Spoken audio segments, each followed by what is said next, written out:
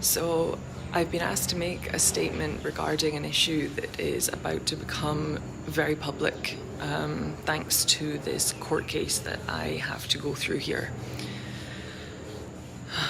I was a victim of violent assault and rape in this country. I reported this at the time to the tourist police in Colombo, who I must say were very professional and seemed like they were going to take this seriously and take it forward. What happened next was it seems they handed the statement to the police in Welagama. This was 2 months later. I was called in by the police in Welagama, and I went into the station thinking I just had to maybe verify something, and they marched me into a room and told me to sit down. And as I walked into this room, the 4 men who had assaulted me were standing in that room. And I was then told to write a letter saying that my statement was untrue. So I refused to do this. I spent possibly, an hour, maybe 2 hours.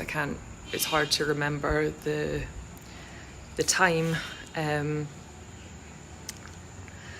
I eventually was so pressured, I was told, I remember crying, and I remember the policeman openly laughing and mocking me as I cried. That was a vivid memory from this day.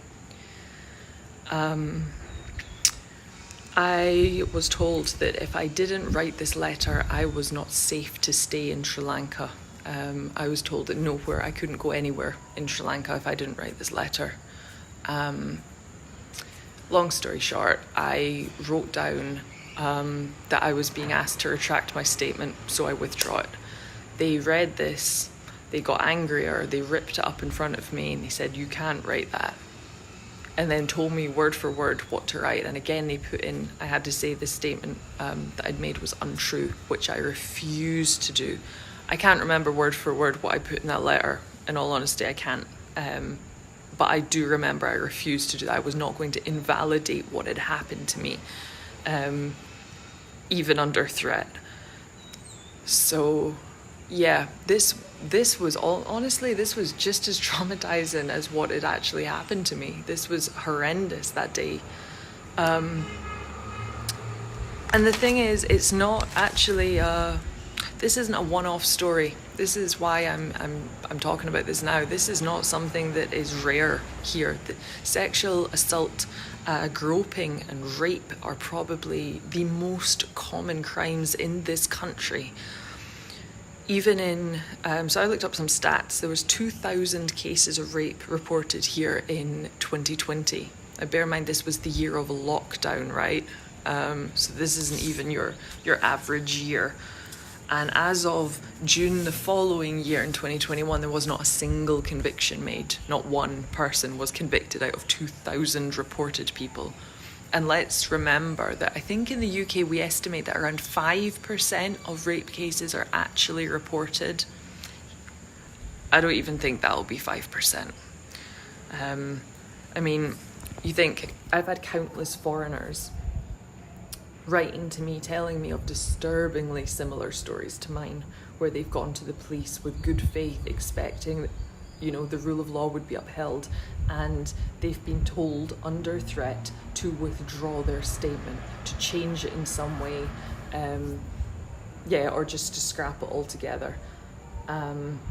If this is happening to foreigners, how many local women do you think bother to report sexual assault here in this country? They know more than we do how the police work. They know more than we do how the system works here. I have yet to meet a woman in this country who is unaffected by rape or sexual assault, whether it was as a child or as an adult. I cannot continue to keep quiet about what happened to me, mainly because this is in the public domain now, but also because I shouldn't. because this isn't about me.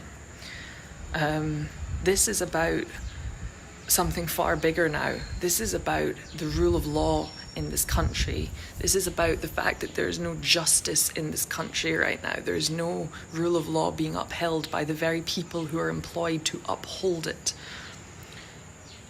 I am asking for the people of this country to wake up to what is really happening, to open their eyes, to stand up for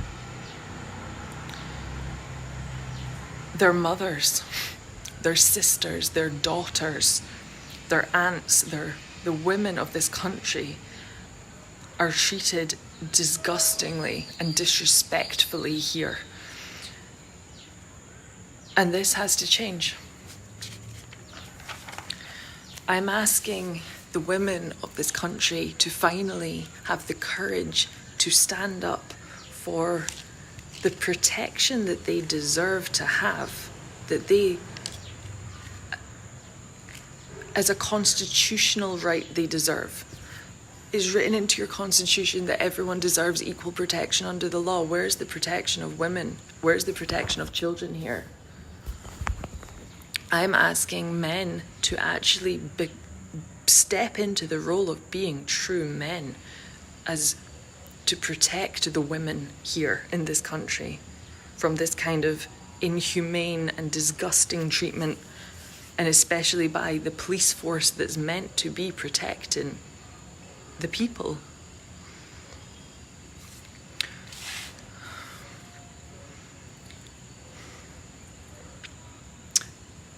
This is the time, I feel. I mean, if it's not now, when is it going to be? When is the time is going to be for people to stand up and to demand that your rights are met, to demand that your freedom is protected, to demand that you are safe from harm, and that if you should become a victim of a crime, that the rule of law will be upheld, that you will be protected, not subjected to further degradation.